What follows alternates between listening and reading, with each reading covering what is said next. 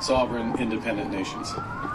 And I want to thank the President and the members of his cabinet that attended for welcoming me and my colleagues to the White House and for our very constructive discussions. I conveyed to the President today what our countries have long proven to be true, that Canada and the United States are stronger when we work together. We can get a better deal for our workers. We can create more opportunities for our businesses. We can build stronger economies across North America when we work together. And really today marked the end of the beginning of a process of the United States and Canada redefining that relationship of working together.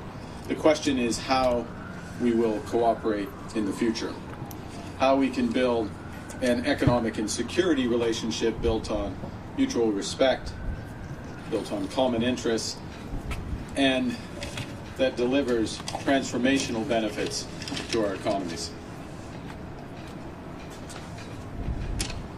We had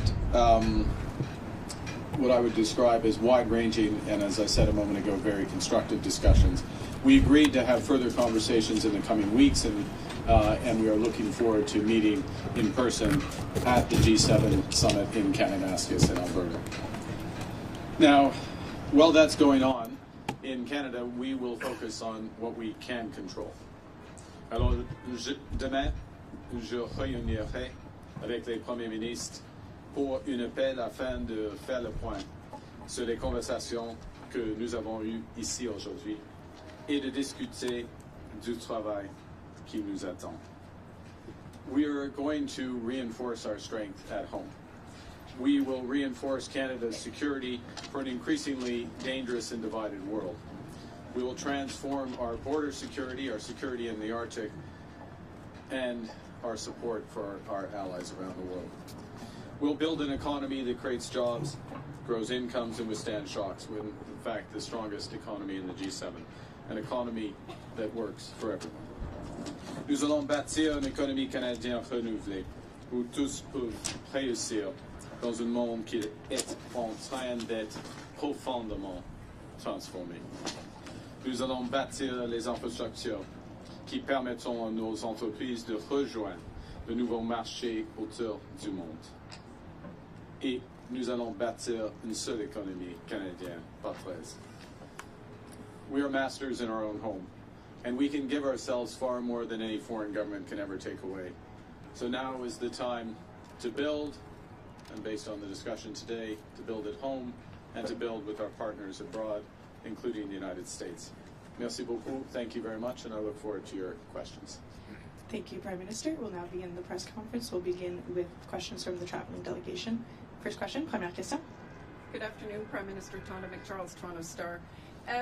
I was watching your face through the meeting in the Oval Office, and I wondered what was going through your mind when the President talked about erasing the artificial border and how he criticized your predecessor and Madam Freeland. Thank you for your question. I'm glad that you couldn't tell what was going through my mind as that was going through. With respect to the first point, the President has made known his wish about that issue for some time. I've been careful always to distinguish between wish and reality. I was clear there in the Oval Office, as I've been clear throughout on behalf of Canadians, that this is never going to happen. Canada is not for sale and never will be for sale. Some things, as I said in the room, some things are never for sale, and he agreed with that. I distinguish between the two, and then with respect to the importance of reestablishing a constructive relationship for negotiations of a partnership, of an economic and security partnership, which is what we were here for. I look forward, not back, and I think we established a good basis today. What gives you specifically any indication that the President is willing to renegotiate a new trade deal with you and drop tariffs? Apart from the fact that he said that he would, is willing to have that negotiation, I think that's the the main thing. That doesn't presuppose the outcome of the negotiation. As I've emphasized, it's a complex negotiation. There'll be zigs and zags, difficult aspects to it. But the prospect is there. We discussed it in more detail. And as I said a moment ago, we'll be following up, both between officials, but also he and I in the coming weeks. Thank you. Prime Minister following from CNN. Sorry, no, we're going to stay on the line. Thank you. Thank you. Bonjour, M. Carney. Bonjour, madame. Avec quoi ressortez-vous concrètement de cette rencontre avec M. Trump? Ouais, nous avons eu une discussion à travers des sujets géopolitiques et des sujets et des enjeux qui impliquent les relations commerciales du Canada et des États-Unis. Nous avons un trajet concret. Nous avons eu un échange de perspectives en ce qui concerne les tarifs, les objectifs stratégiques des États-Unis, les objectifs stratégiques du Canada. Et il y a plusieurs enjeux sur lesquels on peut avancer les discussions. Alors, il y a un plan qui existe et une volonté qui existe entre les deux pays d'avancer les discussions. Mais il n'y a pas de décision sur n'importe quel tarif aujourd'hui. Quand il a été question, quand on a posé la question à M. Trump sur les tarifs, s'il avait l'intention, si vous pouviez faire quelque chose pour les lever, pour les supprimer, il a dit non. Comment est-ce que vous l'interprétez? Ce n'était pas une surprise pour moi. Pas du tout. Non, pas du tout, parce qu'il c'est une situation très complexe. Hein. Il y a plusieurs tarifs, il y a des liens entre les initiatives américaines, il y a un monde qui est plus dangereux et divisé, et il y a des liens entre nos relations sécuritaires et nos relations économiques. Alors, il n'y a pas une initiative canadienne qui peut changer cette situation. C'est la raison pour laquelle il faut avoir des discussions globales. Oui, mais ce que je voulais dire, c'est qu'il faut s'attendre encore à ce que plusieurs mois, dans les prochains mois, ça reste. Là. On verra. Non, on verra. On verra combien de temps ça va prendre. Prochaine question. C'est pas nécessairement comme ça. Hi, Prime Minister. Joanna Smith from The Logic. At one point during the meeting in the Oval Office, the President, when talking about the tariffs and talking about a deal, also made very clear that when it comes to autos, his goal is to have car makers make them in the U.S. and for the tariffs to not make any economical sense to be made in Canada anymore. Do you anticipate lifting tariffs on autos at any point? And what did you tell him in the room about that topic? Well, we had discussion about all the major issues in the room, so to speak, in the lunch afterwards, including autos, and specifically, without going into the full details, the strategic position of the North American auto industry, or more specifically, the Canadian-U.S. auto industry, versus foreign competition, including from Asia, and how that could be enhanced.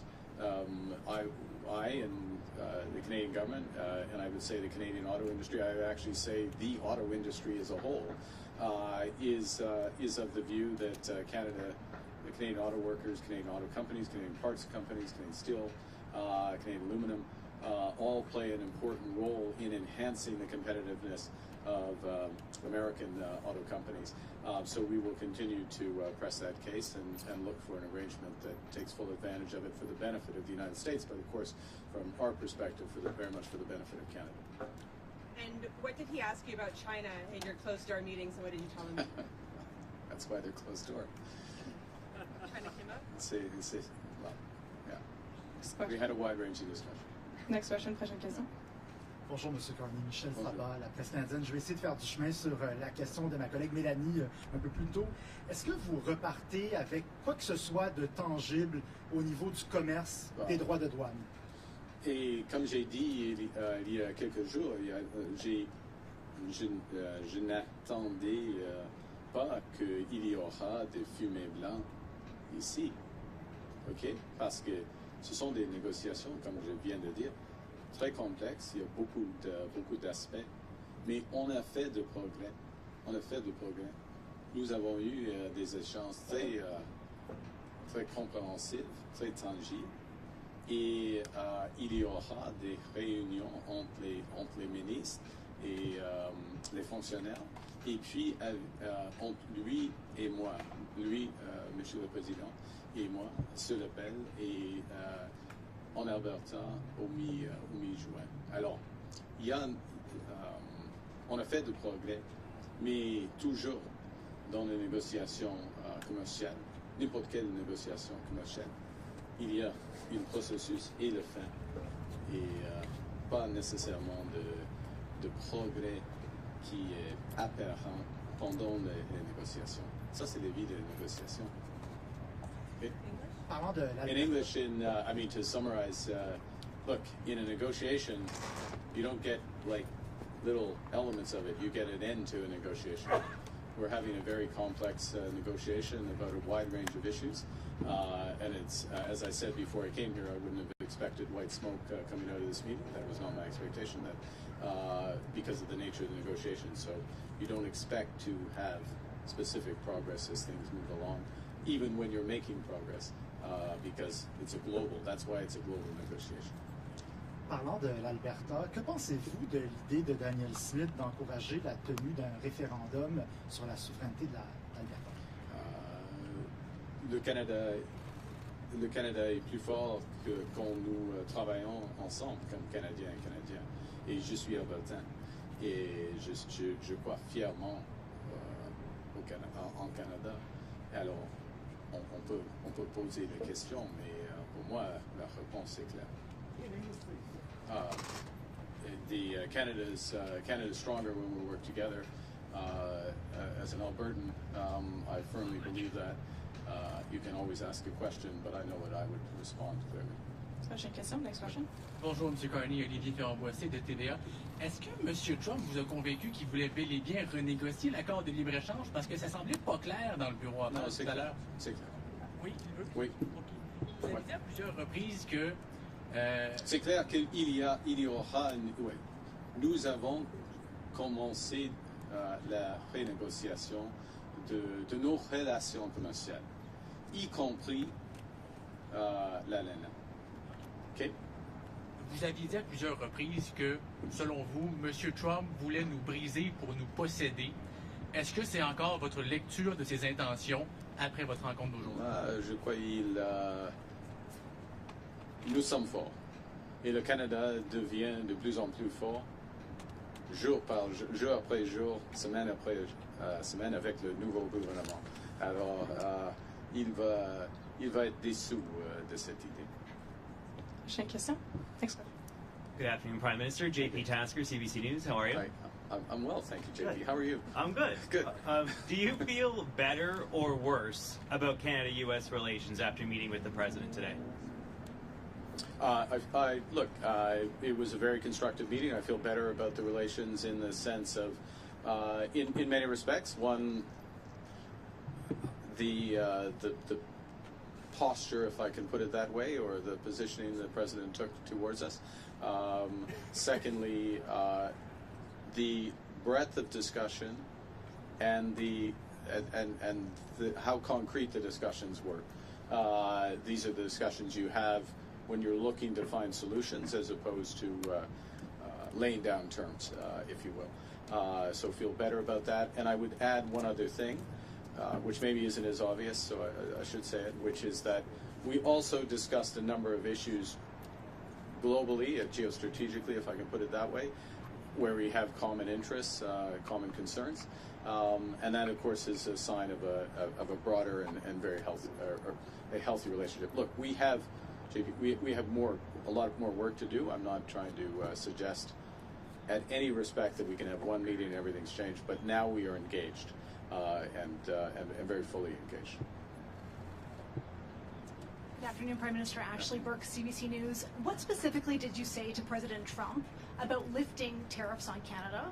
And based on your conversations, what do you think it would take to get those tariffs lifted, and how long could it take? Well, I can't answer the second part of your question because we don't make that decision. But certainly press the case in a number of areas where we think the tariffs should be lifted. And specifically, I'll give an example with respect to the scourge of fentanyl and the considerable efforts that have been made at our border and behind the border in terms of raids as well. Huge investments in border personnel, in drone surveillance, Black Hawk surveillance, and then those are being reinforced, as you would have seen during the campaign, commitments to another 2,000 in effect 1,000 border guards through CBSA, another 1,000 RCMP, further efforts there. And what we're seeing is huge results for this. Canada's contribution to this problem, cross-border problem, was always very small, but it's down by over 90% with the efforts. And it is an absolute focus of the government. So that is an example of where we would see the case being very strong for the tariffs to be removed. We've made that case. We'll see where that goes. In other areas, the tariffs are, in our view, not in the interests of American competitiveness and jobs. We have more work to do on making those cases on that. Thank you. Pardon? Sur le fentanyl, alors, nous avons fait beaucoup de progrès en ce qui concerne le fentanyl. Il y a une chute. On a commencé avec un niveau très bas par rapport au Mexique. C'est moins de 1%, mais il y avait une chute le niveau, le montant de fentanyl. C'est presque 0,1% maintenant des exemples. Alors, mais c'est pas par hasard, parce que nous avons investi beaucoup en ce qui concerne la sécurité de notre frontière, et mon gouvernement va réinvestir de plus, 20% de plus, par exemple, par rapport les agents de la frontière. Alors, le cas pour enlever ou supprimer les tarifs de fentanyl est très fort maintenant. Thank you. We'll have time for one last question and follow-up. Dernière question et question de suivi. Hi, Prime Minister. Stephanie Taylor with the National Post. I heard you say, there's a difference between the President's comments around Canada becoming a 51st state as a wish versus a reality. You told him that Canada was not for sale. But many Canadians are offended and deeply angered by the fact that he keeps repeating this comment. So have you asked the President to stop calling Canada the 51st state? Yes. When did you ask him? Today. Okay, specifically, what did you ask him? Exactly what you just said. But what words did you use? How did you ask him? Look, I gave you an answer. Do you have a follow-up? No. What was his answer? Well, look, I don't know. He's the president. He's his own person. I would go back to showing the difference between a wish and a reality. We're very clear. I've been very clear publicly, consistently. I've been very clear in private. I was clear again in the Oval Office. Would be clear throughout. The president, he understands that we're having a negotiation between sovereign nations, and that we will only pursue and accept a deal that's in the best interests of Canada, not just in the short term, but in the medium and long term for Canada. J'ai dit, c'est pas utile de répéter cette idée. Je l'ai dit à lui, mais le président, il va dire ce qu'il veut pas. Mais il y a une différence, une grande différence entre la réalité et la volonté, comme vous le savez. This will be the last question. Sorry, just last question. Okay. Steph didn't take a follow-up. So last question, please. Thank you. Hi, this is Vipal Manga from the Wall Street Journal. Given what's happened with the USMCA and the tariffs that Canada is facing, how do you trust that the U.S. right now is negotiating in good faith, and how do you trust the deal you signed? We'll make that determination over the course of the negotiations. I mean, that's the bottom line on that. It's a process. You see, and I would emphasize the following, which is that we have been in the process, as most would know, of an election, and so this is the point at which a serious discussion begins. And so we had the President, at his invitation, I'm here, he welcomed us. We had a very substantive, wide-ranging discussion with the President, but in the presence of the Vice President, the Secretary of Commerce, the Secretary of Foreign Affairs, and beyond, his Chief of Staff as well. Now I'm in trouble, Stephen Miller. I think that covers it. I hope so. And we have some very specific things to follow up on and build out from that. And in any negotiation, then you make a determination based on that. It also, part of what you make a determination based on are the incentives aligned in the agreement that you get. And I think the lesson would be of this experience is to ensure that the incentives are aligned and durably so between the two countries, and that is a way that agreements are self-reinforcing. Thank you very much. Prime Minister, this was the next press conference. C'est ce qui met fin à notre conférence de presse. Merci.